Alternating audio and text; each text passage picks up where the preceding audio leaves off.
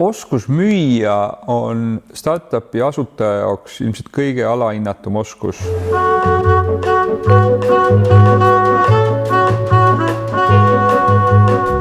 Ükskõik kui kihvti ja kui toreda toote või teenuse me oleme ka loonud, ilma müügita need osad ei lenda.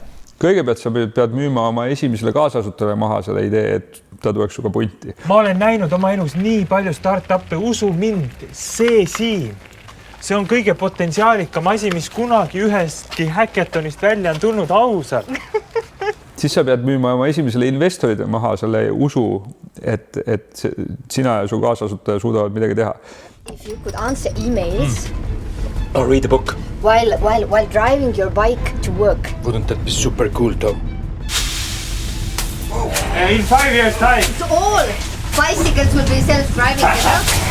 Especially in China. Sa pead palkama esimesed 3 inimest närusa palga peale ja müüma neile maha selle, et see on seda väärt ja nad tahavad teha 12-14 tundi päevas tööd selle eest, et saavad turuhinnast 2 korda vähem palka. For the next few weeks, I need you all to work from 8 a.m. till 11 p.m. Tõnu and myself, we will be the first to come, last to leave. Food is on the company. If you don't want to do it, it's okay. You'll get your 3-month salary. This will give you enough time to find new job. So guys, who's in? Siis sa pead müüma esimesele kliendile toodet, mida veel olemas ei ole. Ja sa müüd. Kui me võtsime endale Londonist müügijuhi, siis ta ütles, et ma ei ole näinud ühtegi ettevõtet, kellel on nii tugev toode, aga müük on sellistel nõrkadel jalgadel. Aga nüüd ma vaatan, et see iseloomustab väga palju meie piirkonnast tulevaid ettevõtteid, et tehnoloogia ja toode on ülikõvad. Aga kuidas sa võtad selle ja viid kliendili? Minul oli juba parasjagu kontaktivõrgustik, nii et selle baasilt me saime esimesed 200 klienti ja me olime ka meedia suhtes väga peale käivad, nii et me saime, põhimõtteliselt helistasime kõik meediakanalid läbi, me ei pannud lihtsalt telefoni enne ära, kui ajakirjanik ütles, et ta meie artikli avaldab. Väljastpoolt müügimehe kaasamine tehakse nagu päris tihti liiga vara, alahinnates enda võimet asjalikult müüa ja ülehinnates siis näiteks Ameerika müügimehe enesemüügi oskust. Asutaja on tegelikult see, kes hoiab seda visiooni ja kes tunneb tegelikult kõige paremini toodet. Asutaja on juba sellepärast kõige parem müügimees. On võimalik ilusti Ameerikasse ka müüa oma tugevast Englishiga, et sa lähed ja tutvustad ära ja jääd isegi tead meelde, aga selleks, et suuremat osa üles ehitada, on vaja ka kohalikke inimesi, kes seda kõike seal tunnevad.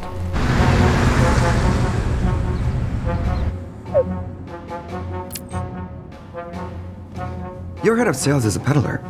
I look at your team and I see only C players. I need you to start hiring A players, guys from Silicon Valley, guys with track records, guys with gravity. Gravity. Ja siis kui me hakkasime müügijuhti otsima, siis üks hästi tuntud Londoni VC ütles mulle, et vaata, et ei palka ameeriklast. Võtate ühe Skandinaavia aktsendiga tüübi endale tööle, sellepärast, et siis kõik saavad aru, et see on nagu no bullshit vend. Et ameeriklased müüvad üle ja kõik Euroopas juba teavad, et kui sul on Ameerika müügimees, siis nad müüvad üle. Et võtta keegi, keda uskuda saab. At my last company, I took their revenue from 200 million to 700 million. And I know I can do the same for you. Meie stereotüüp Ameerika müügimehes, kes kogu aeg helistab ja räägib, et see paraku ei vasta tõele vähemalt tulemuste tasandil. Et inimesed on väga aktiivsed ja suhtlevad, aga nad kõige paremad müügiinimesed siiski ei suru oma toodet sulle nii-öelda kurguste alla, vaid ikkagi püüavad aru saada, mida sul tegelikult vaja on. Kõige esimene asi, mida hea müügimees peab õppima tegema, on hoopis kuulama ja arendama väga suure empaatiavõime, et mõista kliendi muresi süvitsi. Look, there's a long line of blue chip companies who want my Rolodex. In 3 weeks, I'll be bringing in deals with so many zeros. You'll be looking at my salary like it's a rounding error. I've got to keep the lights on, food on the table. We are a fast-growing venture-funded company that's going to change the world. The question to ask yourself is, if you see a rocket, do you want to be on that rocket or will you let it fly by? Ma arvan, et see kaader oli või see stseen oli seal filmis väga võimas, sest ilma müügikogemuseta õie pidi müüma ära selle ettevõtte ja visiooni ja poole väiksema palga kõvale Ameerika müügimehele. Ehk siis tegelikult see oli selline olukord, mis võib-olla jällegi nagu sektori sees või sellise ettevõtja pilguga oli see müügisaavutus ei olnud mitte see, et see hea müügimees oskab müüa isesõitvaid rattaid, vaid müügisaavutus oli see, et mitte midagi omav ettevõtja ka omajagu bluffides sai endale selle müügimehe. Okay. Okay, let's do it. Shall we celebrate? Do you have milk to go with the cookies? Yes, we will. Let's make money, huh? Mina arvasin, et see läheb hullult halvasti, et see oli üks ainuke koht, mida ma seal filmis ette ei osanud näha, et ma arvasin, et see on nii, et tuleb Ameerika müügimees ja siis ta on ilge ludru tegelikult ja siis õie teeb müügi ära. Peeteri Silicon Valley tutvused ja unikaalne müügistiil tõid meile lõpuks kohtumise meie unistuste kliendi Ooberiga. Hey, it's great to see you, John. I hope all is well. I brought you some of my famous Special Mama's Recipes chocolate chip cookies. Nemad tegid ka siis sellist äri, kus nad müüvad seda teistele äridele, eks nad ei müünud seda ratast, eks ole, lõpptarbijatele. Meie teeme samamoodi siis ärilt ärile müüki. Ja üks väga oluline asi on see, et selles müügis mingi sotsiaalmeedia või mingid kampaaniad ja kõik suhtes täiesti tühised, et sa võid teha mingit kosmoselaeva, tehnoloogiliselt väga uuenduslikku asja, aga samal ajal see müük on väga-väga vanamoeline. Et see müük on ikkagi selline, et sa istud lennukisse ja lendad kohale ja ütled tere ja küsid, kuidas su lapsed elavad ja siis sa teed seda umbes 8 korda ja siis sa käid taga veel söömas ja see nagu müük käib nii. Ja minu meelest seal filmis oli ka näha, et miks see müük siis lõpuks töötas, oli see, et see Ameerika inimene tundis neid inimesi ja ta läkski nende juurde ja rääkis nendega ja hoidis nende kätt, eks ole. Septembrist detsembri oli mul 45 lendu. Ja siis selle vahe sees vaat sa lendad ringi, mis tähendab ka, et sa oled nagu erinevates ajatsoonides kogu aeg üsna väsinud ja siis lähendad tulekahjusid, et see on nagu normaalne. Lihtsalt tuleb teha tööd, teha vaeva ja kui on vaja klienti, siis tuda lennukisse ja koputada nii kaua uksele, kui sa sisse saad ja kui uksest ei saa, siis minna aknast. Et investor kohtumised, siis sa pead need tegema laivis. Kui sul on olulised suured kliendi kohtumised, sa pead tegema laivis. Kui sul on, ma ei tea, Singapuri valitsusega mingid läbirääkimist, siis sa ei tee seda videos, sa teed laivis. Inimesed ostavad asju siis, kui nad usaldavad seda, kes müüb, selleks, et usaldust luua, sa pead suhtlema näost näkku või vähemasti helistama ja videokõnesid tegema. Et see on nagu naiivne on arvata, et sa oma esimesed suured müügid teeks ära modernsetes sotsiaalmeediakanalites. Et tegelikult ikkagi on see tüütu ja vastik mugavustsoonist väljaminek ja inimestega otse suhtlemine, otse rääkimine. Ma mõtlesin, et õige turu-uuring tähendab ikka seda, et ma pean ise minema ja otse klientidega rääkima.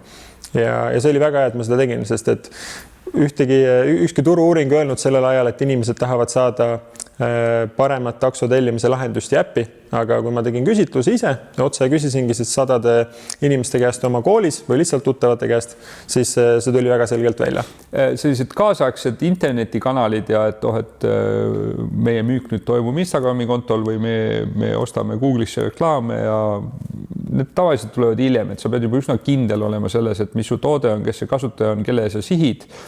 Ja sa pead olema ära tõestanud, et kui sa pead 10 eurot internetimüüki, et siis sealt tagasi tuleb 20 euro jagu kliente, et see kogu see asi ära tasuks ja see väga-väga harva on esimese asjana tõsi.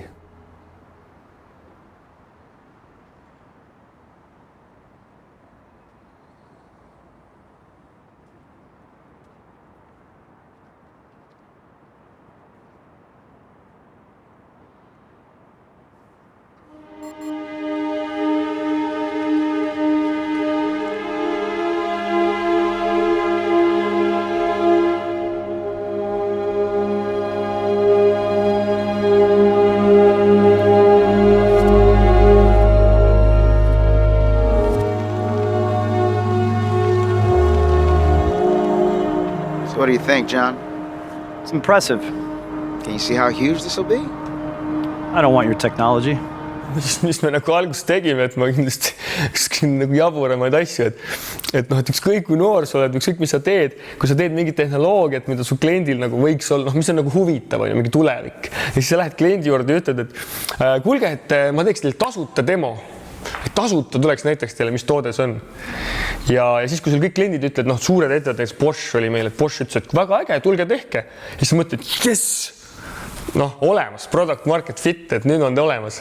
Et Boschile meeldib see, mis me teeme. Ja sa teed selle tasuta demo ära ja sa vaatad, et mitte midagi ei juhtu, kuhugi asjad ei liigu, eks mõtled, miks see nüüd edasi ei liigu. Ja sa mõtled, see oli sellepärast, et ma ütlesin neile, et me teeme selle tasuta ja kõik ütlevad ju jah, kui sa midagi tasuta pakud, et miks nad peaks ei ütlema. Ja siis ma mäletan, siis mõtlesime, ei, nüüd me küsime nende kõigi käest, ma mõtleks 3000 eurot, mingi selline summa oli. Ja siis me hakkasime 3-5 eurot küsima ja siis ikka need suured ütlesid nagu jah, muidugi tulge, et tehke. Siis mõtlesime jälle, jess, ikkagi hullult meeldib neile see tehnoloogia, eks. Ja siis tänasel peame selle aru, et Boschile nagu 5000 eurot selle eest, et keegi tuleb ja näitab neile tuleviku tehnoloogiat. See on nagu, see on nii su väike peenraha, et keegi ei mõtlegi selle peale. Ehk et kui sa midagi põhimõtteliselt tasuta pakud, siis ei ole mingisugune nagu validaator, et keegi seda tahab ka, et seda võetakse pigem nagu sükst konsultatsiooni või mingit põnevat workshopi või mingit asja.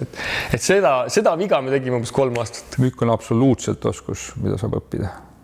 Ma tean väga-väga väheseid inimesi, kes ütlevad, et neil on alati müük meeldinud. Ja ma tean väga edukaid ettevõtjaid, kes siiamaani vihkavad müüki, aga on oludes hundil õppinud seda tegema. Ma vaatan, meie startupid juba päris hästi oskavad müüa.